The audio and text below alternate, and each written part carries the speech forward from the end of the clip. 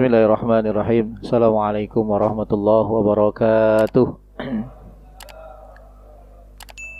Alhamdulillah, alhamdulillahilladzi hadana lihada wa ma kunna linahtadiya laula an hadana Allah. Asyhadu an la ilaha illallah wahdahu la syarika lah wa asyhadu anna Muhammadan abduhu wa rasuluhu alladzi la nabiyya ba'dah. Allahumma salli wa sallim wa barik ala nabiyyina wa rasulina Muhammadin sallallahu alaihi wasallam wa ala alihi wa sahbihi ajma'in. Qala Allah Ta'ala fil Qur'anil Karim, a'udzu billahi minasyaitonir rajim. Ya ayyuhalladzina amanu taqullaha haqqa tuqatih wa la tamutunna illa wa antum muslimun. Shadaqallahul azim. Abad. Bapak ibu hadirin hadirat jamaah salat maghrib Masjid Al-Ikhlas yang mudah-mudahan kita semua dirahmati Allah Subhanahu wa taala. Alhamdulillah, malam hari ini kita akan melanjutkan kajian Sirah Nabawiyah dengan tema surat-surat Nabi Muhammad SAW kepada raja-raja dunia, baik yang Arab maupun non-Arab. Jadi pasca perjanjian Hudaybiyah, Rasulullah melakukan dua aktivitas dalam dakwahnya. Pertama, aktivitas dakwah berupa korespondensi, yaitu tadi mengirim surat-surat yang isinya ajakan kepada Islam kepada raja-raja ketika itu. Lalu yang kedua adalah tentu juga adalah aktivitas militer.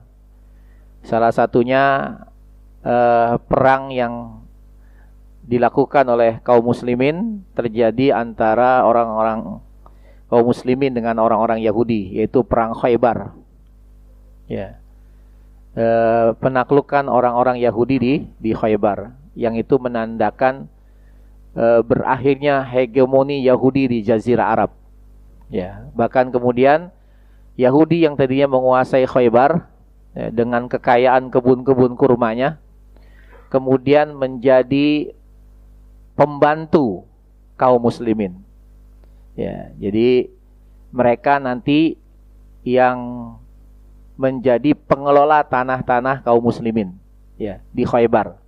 Padahal sebelumnya tanah-tanah tersebut adalah milik mereka. Tapi karena mereka mampu dikalahkan oleh kaum muslimin, maka beralihlah kepemilikan dari mereka kepada kaum muslimin.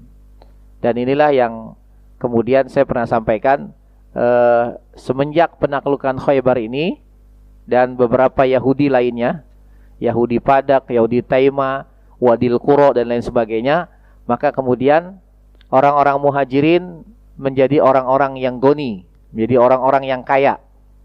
Ya, yang tadinya mereka mengelola tanah orang-orang Ansor, orang-orang Madinah, ya, maka setelah Khaybar mereka dapat harta rampasan perang yang banyak, maka tanah-tanah yang mereka kelola milik orang-orang Ansor itu semua dikembalikan.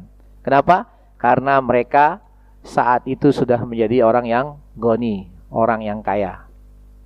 Jadi punya investasi tanah di Khaybar. Jadi tidak perlu, istilahnya tidak perlu terlalu keras bekerja, tapi dapat hasilnya dari prosentase perjanjian antara kaum muslimin dengan orang-orang Yahudi. Kaum muslimin sebagai pemiliknya, sementara orang-orang Yahudi sebagai pengelolanya. Maka di sini nanti menjadi pelajaran dalam hal muamalah kita boleh bekerja sama dengan orang-orang non-Islam, ya, selama ada kesepakatan, ada perjanjian yang disepakati gitu. Tidak melanggar syariat, silakan gitu. Dan itu terjadi pada kaum muslimin di masa itu. Baik, kita masuk pada aktivitas pertama, yaitu surat-surat Rasulullah kepada para raja. Pertama adalah dalam kitab Ar-Rahiqul Maktum disebutkan Rasulullah mengirim surat kepada Raja Najasyi. Ya, Raja Najasyi, ya, yang kerajaannya itu meliputi kalau sekarang benua Afrika, sebagian besar benua Afrika, gitu ya. Jadi istilahnya orang-orang berkulit hitam, ya, di mana pusat pemerintahannya itu ada di kalau sekarang Ethiopia, ya, dulu namanya Habasyah, sekarang namanya Ethiopia, gitu. Dan kita tahu dalam pembahasan ketika masih di periode Mekah, bagaimana para sahabat melakukan hijrah dari Mekah ke Habasyah 2 kali. Yang dipimpin terakhir oleh sahabat Ja'far bin Abi Thalib. Tapi ketika itu, walaupun Raja Habasyah itu menerima kaum muslimin di sana, tapi dia belum masuk Islam. Barulah setelah peristiwa Hudaybiyah ini, Rasulullah mengirimkan surat kepada Raja Najasyi. Jadi Najasyi itu gelar. Ya, sama seperti Fir'aun, itu gelar bagi raja-raja Mesir. Ya. Kisra itu bagi Romawi dan seterusnya gitu. Sementara nama aslinya adalah Ashamah bin Al-Abjar. Ya, Ashamah bin Al-Abjar. Ya. Jadi bagaimana di masa pemerintahannya, masa kekuasaannya ini, dia benar-benar menjamin tidak ada orang yang dizolimi di negerinya. Baik rakyatnya sendiri, pribumi maupun non-pribumi. Gitu. Makanya ketika kaum muslimin datang ke sana, dijamin keamanannya. Ya, karena kaum muslimin diperintah Rasul untuk berangkat ke sana. Dan padahal Rasulullah tidak pernah ke Habasyah. Karena beliau mendapatkan wahyu. Sesungguhnya di sana ada raja yang adil yang akan melindungi siapapun yang meminta perlindungan kepadanya. Dan sejarahnya saya juga pernah sampaikan, kenapa begitu Ashama ini begitu melindungi orang-orang yang dizolimi. Karena dia merasa punya pengalaman hidup dizolimi gitu. Jadi ketika ayahnya sebelumnya, ya, ayahnya menjadi raja, ayahnya ini dikudeta oleh bawahannya. Sehingga keluarganya semua ditawan, termasuk Ashama ini. Sampai akhirnya Ashama dijual sebagai budak. Ya, tinggal di lingkungan istana, kemudian menjadi budak. Gitu. Sampai akhirnya ternyata masih banyak loyalis ayahnya ini. Sehingga dia kumpulkan ketika itu loyalis ayahnya ini. Dan akhirnya membentuk satu kekuatan yang kemudian dia pun berhasil merebut orang-orang yang mengkudeta kerajaan ayahnya gitu. Maka semenjak itu dia berjanji tidak ada yang boleh terzolimi di negeri saya. Gitu. Karena dia punya pengalaman seperti itu. Tidak enak dizolimi. Tidak enak diperlakukan tidak adil gitu. Nah, jadi Ashabah bin Al-Abjar. Untuk misi ini Rasulullah mengutus sahabat Amr bin Umayyah Ad-Damri. Ya, kalau masih ingat, Amr bin Ad-Damri inilah yang membuat salah satu pemicu perang kaum muslimin melawan Yahudi Bani Nadir. Karena dialah yang secara tidak sengaja membunuh 2 orang yang disangka bagian dari musuh. Tapi ternyata itulah 2 orang yang sukunya itu terikat perjanjian dengan kaum muslimin. Maka akhirnya Rasulullah harus datang ke Yahudi Bani Nadir, di mana minta bantuan untuk membayar diat bagi pembunuhan yang dilakukan oleh Amr bin Umayyah Ad-Damri sebanyak 200 ekor unta gitu. Nah, tapi justru ketika Rasul datang ke sana diterima, tapi di belakang itu orang-orang Yahudi merencanakan pembunuhan kepada Rasulullah sallallahu alaihi wasallam. Nah, ketika Amr bin Umayyah sampai di sana dan terlihat sedang berbincang dengan Raja Ashama, yang kemudian nanti Raja Ashama kemudian menyatakan masuk Islam. Walaupun ada pendapat lain mengatakan Ashama yang di sini bukan Ashama yang ketika sahabat hijrah ke Habasyah, tapi ini Ashamanya berbeda. Gitu. Tapi dalam kitab Auriqul Maktum mengatakan ini Ashama yang dimaksud, yang ketika para sahabat itu hijrah. Karena memang dia belum masuk Islam, baru menerima saja, baru memberikan perlindungan pada kaum muslimin gitu. Karena apa? Buktinya apa? Dikuatkan nanti karena riwayat yang kedua menyatakan nggak masuk Islam. Ya. Tapi yang lebih kuat adalah ini, dia masuk Islam karena nanti di tahun 9 Hijriah setelah perang Tabuk, Rasulullah mendengar kabar Ashama ini meninggal dunia. Maka kemudian Rasulullah melakukan sholat goib buat Ashama. Maka kalau dia tidak masuk Islam, tidak mungkin Rasulullah menyolatkan seperti itu. Jadi ini ada 2 pendapat, ya. Tetapi saya lebih memilih pendapat yang ini, yang dimana dia masuk Islam dan ashama yang dimaksud adalah ashama yang menerima para sahabat dalam hijrah dulu. Nah, ketika itu ada tokoh Quraisy namanya Amr bin As, ya. Amr bin As, nah yang kemarin sempat kita singgung, yang semenjak perang Ahzab di mana kaum Quraisy merasakan kekalahan yang memalukan. Nah, maka semenjak itu Amr bin As ini melihat kayaknya ke depan bisa jadi Mekah itu akan dimiliki oleh Muhammad dan sahabatnya. Maka akhirnya sebelum dia mengalami hal seperti itu, maka dia pun bersama dengan beberapa orang yang sepemahaman itu hijrah ke Habasa juga. Dia sangat kenal dengan Raja Habasa gitu. Ya. Maksudnya apa? Minta perlindungan. Kalau nanti satu saat Nabi Muhammad bisa menaklukkan kota Mekah. Tapi justru di sanalah Amr bin As mendapatkan hidayah. Ya, mendapatkan hidayah gitu. Kenapa? Awalnya ketika dia melihat Raja Habasa ini berbincang dengan sahabat Amr bin Umayyah ad-Damri, selesai itu Amr bin Umayyah ad-Damri balik lagi ke Madinah, maka kemudian Amr bin As menemui Raja Habasa dan mengatakan, wahai Tuan, saya mau minta izin kepada Anda. Sesungguhnya orang yang tadi berbincang dengan Tuan itu adalah musuh saya. Maka izinkan saya untuk membunuhnya gitu. Kata Amr bin As. Tapi kemudian kata Raja Habasah, bagaimana mungkin saya membiarkan utusan dari orang yang sangat saya muliakan? Lalu kata Amr bin As, apakah engkau sudah beriman dengan orang itu? Maksudnya Nabi Muhammad. Maka kata Habasah, iya, aku sudah beriman kepadanya. Maka dari sini kemudian Amr bin As tergugah hatinya, kalau seorang Habasa saja kemudian mau menerima keislaman, apalagi dengan dirinya. Maka di hadapan Raja Habasa dia pun menyatakan keislamannya. Yang kemudian nanti dia balik ke Mekah setelah itu, dan dari Mekah dia ke Madinah langsung menemui Rasulullah Shallallahu Alaihi Wasallam dan kembali menyatakan keislamannya di hadapan Rasulullah SAW. Dan ketika itu dia bersama dengan sahabat Khalid bin Walid berdua ke sana, ketemu, tidak janjian tapi bertemu di jalan. Ternyata punya niat yang sama, ingin sama-sama menyatakan keislamannya. Nah ini pertama. Jadi Raja Najasyi, di mana surat Rasulullah ini, jadi menurut informasi ya, surat-surat Rasulullah kepada raja-raja ini itu sebenarnya masih ada sampai sekarang. Ya. Masih ada, salah satunya itu di salah satu museum di Inggris.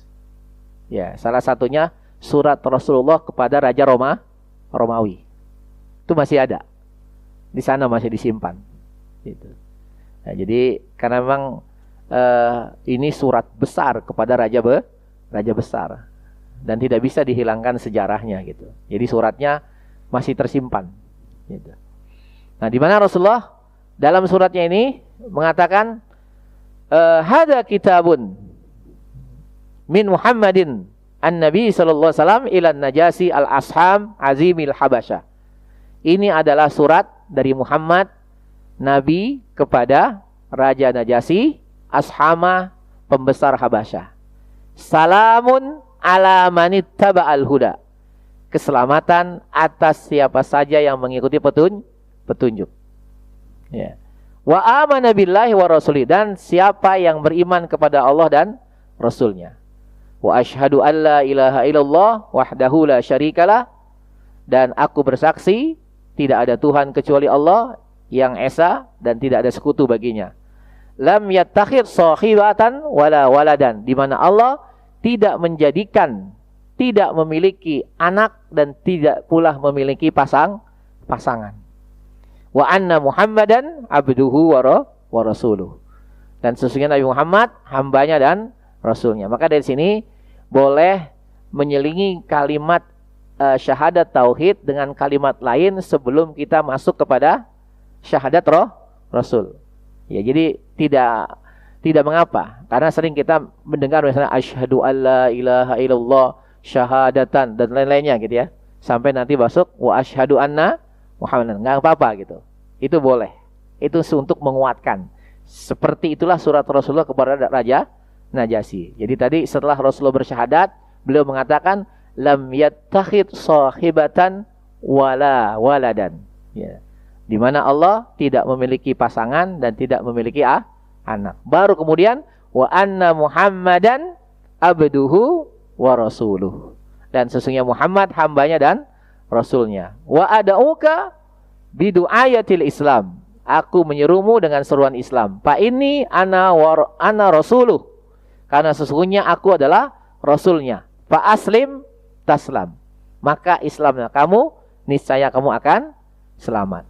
Lalu kemudian Rasulullah membaca ayat dalam surat Ali Imran, ya ahlal kitab ta'alau ila kalimatin sawa'im bainana wa bainakum alla na'budu illallah wa la nusyrika bihi syai'an wa la yattakhidha ba'duna ba'dan arbabam min dunillah fa in tawallau faqulu syhadu bi anna muslimun. Wahai ahli kitab, kemari kepada kalimat yang satu antara kami dan antara kalian, yaitu kita tidak akan menyembah kecuali Allah. Ini kalimat yang sama.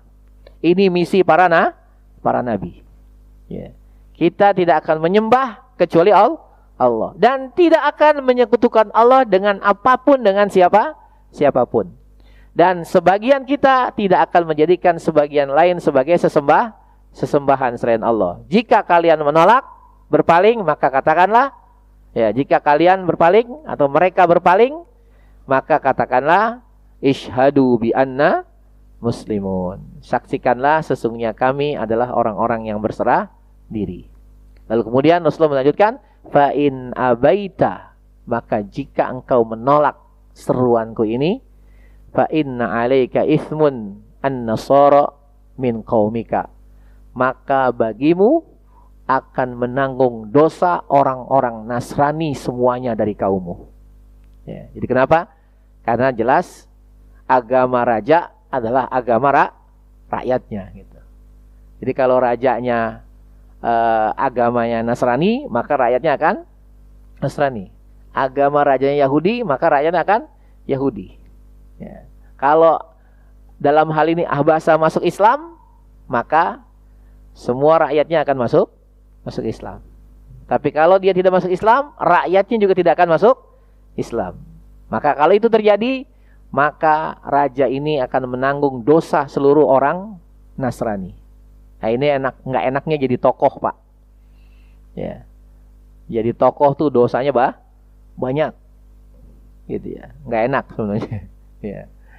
Nah, kita terbuai dipuji-puji gitu ya. Gitu. Tapi sebenarnya tanggung jawabnya besar sekali. Gitu. Termasuk jadi ustadz juga berat. Ya, jadi ustadz juga berat. Gitu. Nah seperti itu. Nah inilah surat Rasulullah Shallallahu Alaihi Wasallam. Dan kemudian surat Rasul ini dibalas oleh Raja Habasa.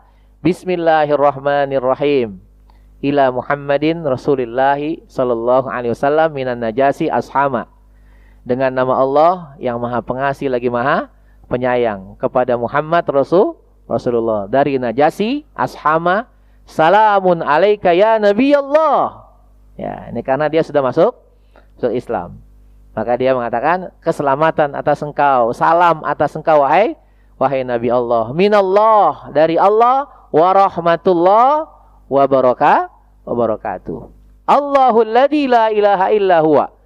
Allah tidak ada Tuhan kecuali Dia. Amma ba'du, ataupun sesudah itu, faqad balagoni kitabuka ya Rasulullah bima zakarta min amri Isa. Sungguh telah sampai kepadaku suratmu wahai Rasulullah, di mana engkau menyebut tentang perkara Isa. Fa rabbis sama, demi Tuhan yang memiliki langit, wal memiliki bumi, inna Isa la yazidu ala ma dzakarta tafarruqan. Ya, sesungguhnya Isa tidak ada sedikit pun tambahan dari apapun yang engkau sebutkan secara rinci. Annahu kama qulta, sebagaimana yang engkau katakan. Wa qad arabna ma ba'atha biha ilaina, dan sungguh kami tahu apa yang telah engkau utus kepada kami akan itu. Wa qad qaribna ibna ammika wa ashabika fashhad annaka fa ashhadu annaka Rasulullah shadiqan musaddiqan wa qad bay'atuka wa bay'atu ibnu ammika wa aslamtu ala yadayhi lillahi rabbil alamin. Ya. Maka dengan ini aku bersaksi sesungguhnya engkau adalah Rasulullah dan aku berbaiat kepadamu.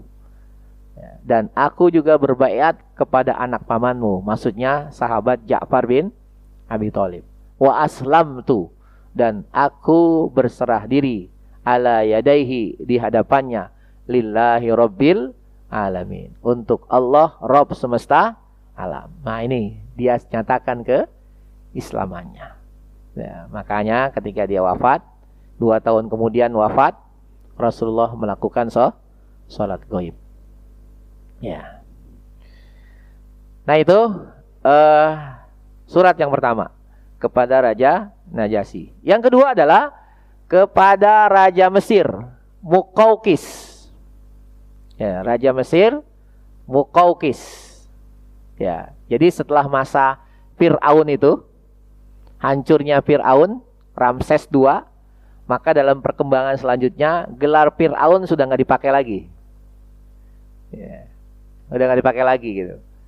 Diganti dengan Muqawqis, gitu. Ya, salah satunya itu.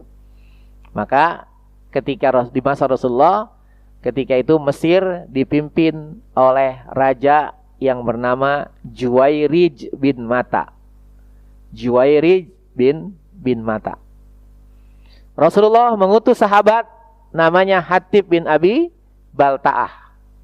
Ya, Hatib bin Abi Balta'ah. Dan tentu orang-orang yang Rasulullah utus dengan membawa surat beliau ini orang-orang pilihan, orang-orang cerdas, jago diplomasi. Salah satunya Hatib bin Abi Balta'ah. Gitu. Maka kemudian apa isi surat Rasulullah SAW ini? Dan kita harus paham juga bahwasanya Mesir ketika itu agamanya Nasrani. Ya, sudah Nasrani. Makanya sampai sekarang Mesir ada Kristen yang dominan di Mesir. Kristen apa, Pak? Bukan, Ortodok bukan. Koptik. Ya. Kristen Koptik di Mesir itu.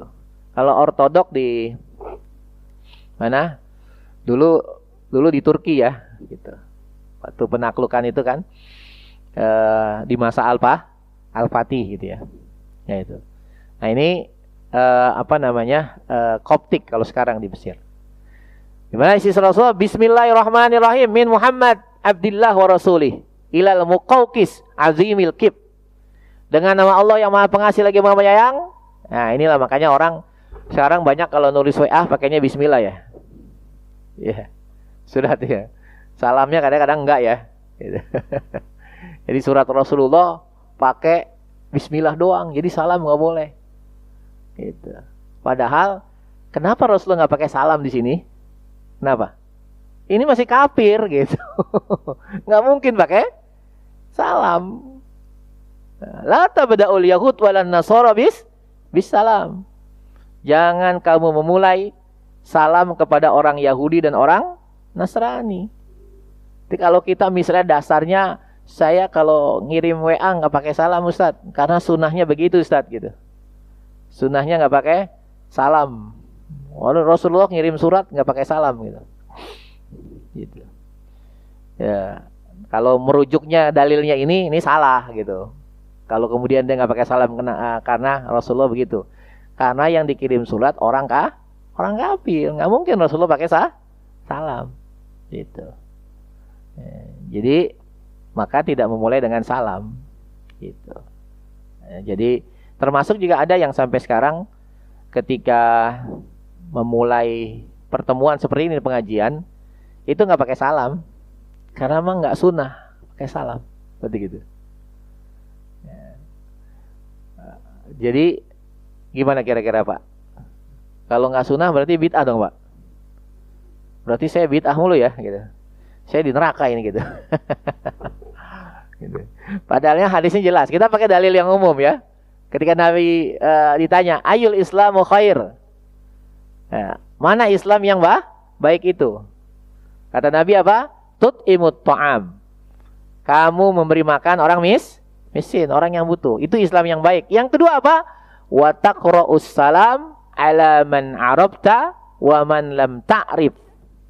Dan engkau ucapkan salam kepada orang yang engkau kenal maupun yang tidak engkau kenal. Ini hadisnya. Ini Islam khair. Dan ini tidak dibatasi. Gitu. Tidak dibatasi satu keadaan gitu. Yang penting nanti batasannya kembali ke hubungan kepada hadis tadi. Kalau mau orang kita tahu itu orang Yahudi Nasrani ya jangan gitu.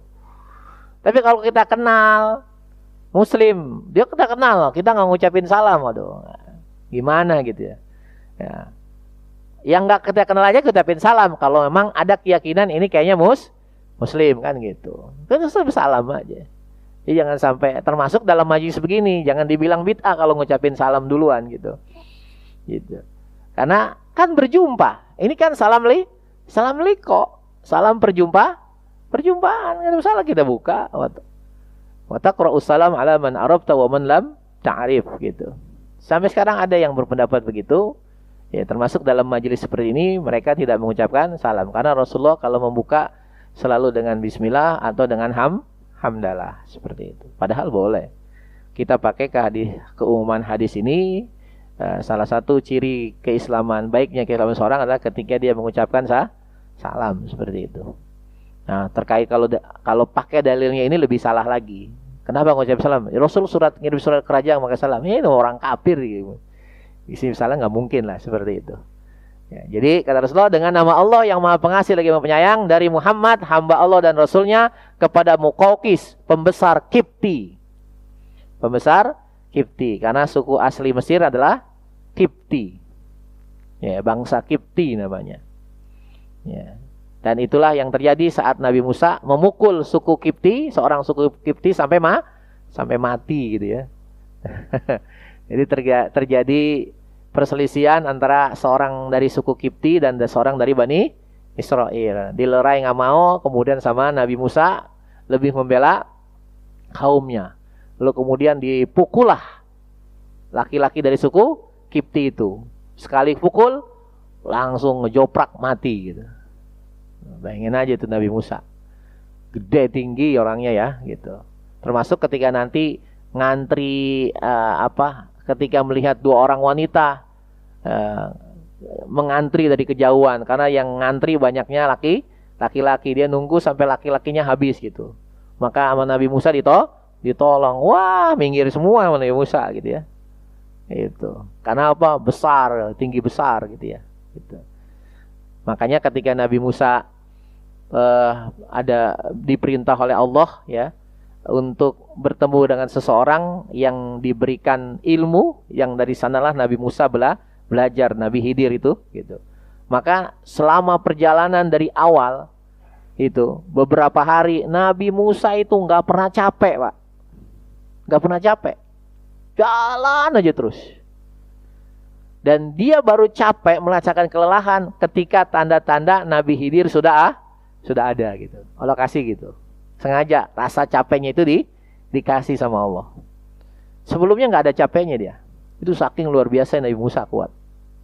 Gitu. Nah, saking kuatnya kemudian tertariklah salah satu dari perempuan itu. Ya. Jadi bahasanya nggak langsung, nggak bilang sama orang tuanya, saya mau tuh sama laki-laki itu kan gitu ya.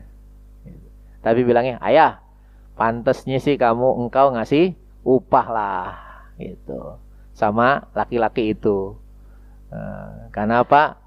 Khairu man istajartal qawiyul amin. Ya, jadi sepantas-pantasnya sebaik-baiknya orang yang dikasih upah itulah yang al-qawi al-amin.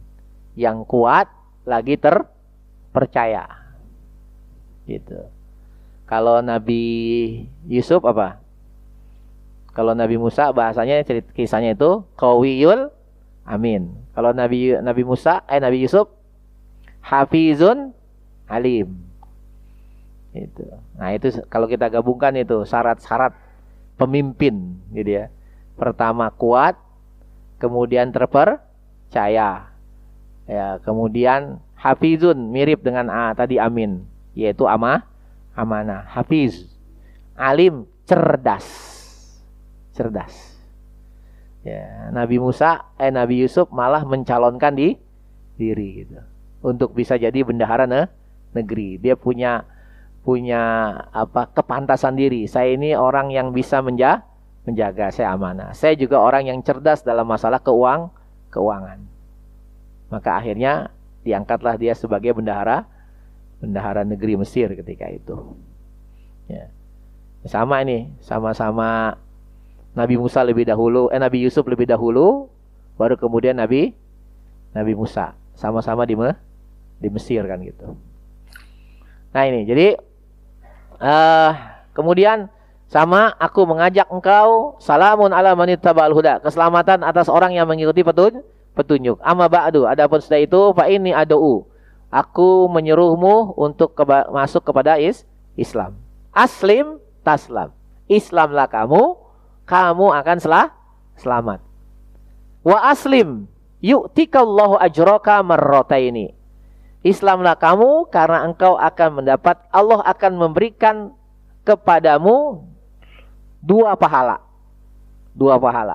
gitu. Jadi dapat dua pahala gitu. Karena apa? Penafsirannya bisa dua pahala, keislaman dia dan keislaman orang lain, para rakyatnya. Atau dua pahala adalah keimanan dia kepada Nabi Muhammad dan keimanan dia sebelumnya kepada Nabi Isa. Itu pemahamannya. Jadi dia sudah beriman kepada Nabi Isa, itu sudah dapat pahala. Dan ditambah lagi kemudian beriman kepada Nabi Muhammad, maka itu pahala berikutnya. Maka kemudian fa in tawallaita, jika engkau berpaling, fa inna 'alaika ismu ahlil kipti, tapi jika engkau berpaling, maka kamu akan menanggung dosa seluruh suku Kipti, kata Rasulullah SAW. Kemudian sama dengan tadi Rasulullah mengutip firman Allah dalam surat Ali Imran. Jadi kalau sama orang ahli kitab, Rasulullah selalu ngutip ayat ini. Tapi nanti beda dengan kaisar, dengan raja Persia. Rasulullah tidak ngutip ayat ini karena mereka bukan ahli kitab. Maka ketika itu diterima sahabat Hatib ini oleh Muqawqis dengan penerimaan yang baik dan luar biasa. Muqawqis ini menerima dengan penuh rasa hormat surat Rasulullah gitu. Maka ketika itu sambil berbincang dengan Muqawqis ini, sahabat Hatib mengatakan, innahu kana qablaka rajulun yaz'umu annahu ar-rabbul a'la. Wahai raja, kata Hatib, jauh sebelum kamu berdiri di tempat ini, duduk di tempat ini, ada seseorang yang dulu menyangka sesungguhnya dia Tuhan yang paling tinggi. Jadi ini hebatnya Hatib. Ya, mengingatkan sejarah tentang ada dulu di Mesir juga seorang raja yang dia mengaku sebagai Tuhan. Tentu yang dimaksud adalah Fir'aun. Ya, sama-sama Mesir soalnya. Fa akhadallahu nakalal akhirati wal ula. Lalu Allah hancurkan dia, ya, dengan azab di dunia dan azab di akhirat. Ya, jadi dua kali. Dunia dapat, akhirat juga dapat. Apalagi akhirat, sebuah kepastian. Itu. Jadi kalau orang merasakan azab, orang-orang kafir merasakan azab yang luar biasa di dunia ini, itu baru sekian persen saja azab yang Allah berikan. Sementara nanti akan lebih berlipat-lipat saat di akhirat. Fantaqama bihi tsumma antaqama minhu fa'tabir bi ghairika. Maka ya, ketika Allah hancurkan mereka, hancurkan orang itu, maka belajarlah kamu dari orang lain. Ini kata Hatib. Ini kata-katanya luar biasa, mutiara. Buat kita pakai juga ini. Kata Hatib, fa'tabir bi ghairika. Belajarlah dari orang lain. Wala ya'tabir ghairaka bika. Dan jangan sampai orang lain belajar darimu. Maksudnya apa, Pak? Hah? Maksudnya apa, Pak? Halo? Masih nyimak ini? Pak tabir bi ghairika. Belajarlah kamu dari orang lain. Artinya secara realitas ketika itu kamu belajar dari Fir'aun. Bagaimana Allah menghancurkan Fir'aun karena perilakunya menolak Rasul. Jangan sampai kelak orang lain belajar darimu. Yaitu saat engkau menolak Rasul, kemudian Allah hancurkan kerajaanmu dan orang lain belajar darimu. Nah itu. Jadi ini kata-kata mutiara yang diungkap oleh sahabat Hatib bin Abi Balta'ah. Fa'tabir bi ghairika wala ya'tabir ghairuka bika. Belajarlah dari orang lain, jangan sampai orang lain belajar darimu. Artinya apa? Belajar tentang kesesatan, kehancuran. Gitu. Jadi dari situ kita bisa mawas diri ketika kita, oh dulu ada orang dihancurkan begini. Nah kita belajar dari itu. Kenapa dia dihancurkan? Karena dia menolak Rasul. Gitu. Jangan sampai kita justru sama dengan orang seperti itu, yang kemudian orang belajar dari kita. Gitu. Maka kata Muqawqis, innalana dina lan nada'ahu illa lima huwa khairun min. Sesungguhnya kami sudah punya agama, di mana agama kami ini agama yang bagus, dan kami tidak akan meninggalkan agama kami kecuali kalau kami mendapatkan agama yang lebih bagus dari agama kami, kata Muqawqis. Ya. Maka kemudian kata Hatib, nada'uka ila dinil Islam al-kafi bihi. Ya, kami menyerumu kepada agama Islam yang sempurna. Ya. Dan tidak ada yang lain kecuali Islam kesempurnaannya. Inna hadan nabi da'an nas fakana asyaddu alaihi Quraisy. Sesungguhnya nabi kami itu menyeru manusia, dan ketika beliau menyeru manusia untuk masuk kepada Islam, maka orang yang paling keras permusuhannya, manusia paling keras permusuhannya kepada beliau adalah orang-orang Quraisy. Maka dulu saya pernah di awal-awal sekali gitu. Jadi salah satu keutamaan suku Quraisy itu suku kuduah, suku contoh. Maksud suku contoh apa? Jadi ketika ada orang Islam, ya, saat ini kita Islam, ya, menjadi Muslim, maka sebenarnya kita mengikuti keislamannya suku Quraisy. Karena mereka lah suku pertama yang menerima Islam. Ya, Rasulullah berdakwah, ketika pertama kali beliau menerima wahyu, maka diajaklah istri beliau masuk Islamlah Khadijah. Khadijah adalah orang Quraisy. Diajaklah Ali bin Abi Thalib masuk Islam. Diajaklah Abu Bakar masuk Islam. Quraisy semua. Begitu sahabat yang lain. Tapi kemudian juga kata Nabi, ketika ada orang kafir saat ini, maka sesungguhnya kekafirannya itu mengikuti Quraisy juga.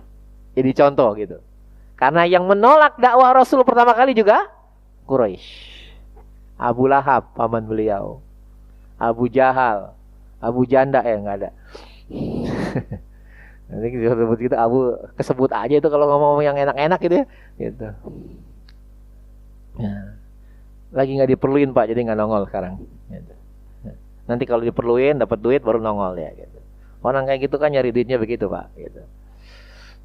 Ya. Kemudian lanjut ya. Jadi itu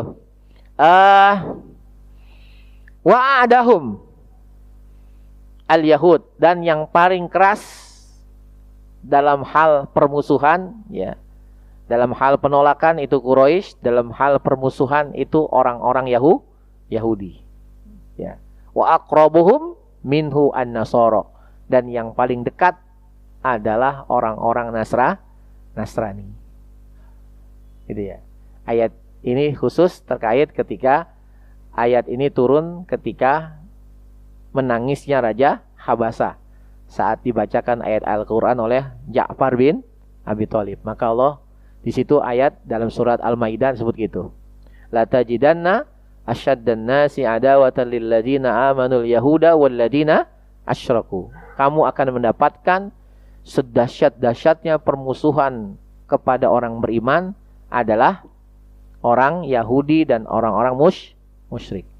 Wala tajidannahum aqrabahum mawaddatan lil ladzina amanu alladzina qalu inna nasara.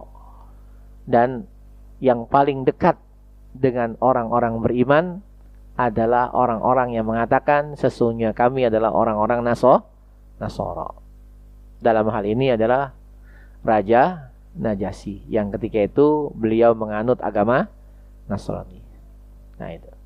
Jadi ini kata-kata dari Hatib bin Abi Balta'ah. Ya, jadi dia berani berdialog dengan raja. Ya. Kemudian dan bisa dikatakan Muqawqis juga satu-satunya raja yang membalas surat Rasulullah. Ya. Tetapi sayang tidak disebutkan dia masuk Islam. Dia hormati surat Rasul, dia jamu utusan Rasul, dia balas surat Rasul, tetapi tidak disebutkan dia menerima Islam. Bahkan dia memberi hadiah kepada Rasulullah. Ya. Hadiahnya tidak hanya bentuknya materi, harta, tetapi juga yang kedua keledai. Keledainya nanti dinamakan keledai duldul. Namanya duldul. Ya, nama keledainya duldul. Jadi ada bilang sunnah namain binatang gitu ya, gitu. Rasul namain onta kuswa, namain keledai duldul gitu. Kita namain kucing udin gitu ya. Oh, jangan gitu, kita panggil udin gitu. Nah, ini bahasanya sunnah gitu. Nah, seperti itu. Dan satu lagi dikasih hadiah 2 orang wanita. Mantap gitu ya. Siapa wanitanya? Insya Allah ketemu bulan depan. Wallahu a'lam bishawab. Assalamualaikum warahmatullahi wabarakatuh.